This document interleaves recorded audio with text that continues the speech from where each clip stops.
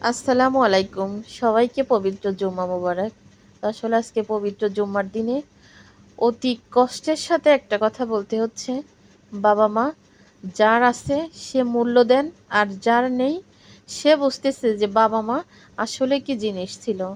আমাদের সামনে যতক্ষণ থাকে আমরা কিন্তু কখনো তাদেরকে কোনোভাবেই মূল্যায়ন করি না। কিন্তু চোখের সামনে তখন থাকে, যখন চলে যায় বা সরে যায় আর কখনো ফিরে আসে না, তখন কিন্তু আমরা মূল্য দিতে চাইলেও কিন্তু তাদেরকে আমরা আর পাই না।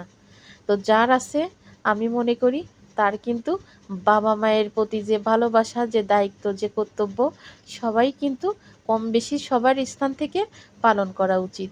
আমি কিন্তু আমার বাবা-মায়ের দায়িত্ব বা আমার বাবা-মায়ের প্রতি ভালোবাসা আমি কিন্তু একটা মেয়ে হিসাবে পুরাপুরি কিন্তু আমি করি।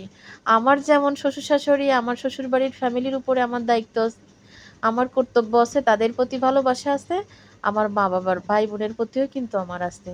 তো আলহামদুলিল্লাহ আমি কিন্তু আমার পুরাটাই দিয়ে আমার ২ ফ্যামিলিকে ভালো রাখার বা ভালোবাসার চেষ্টা করি সবসময়।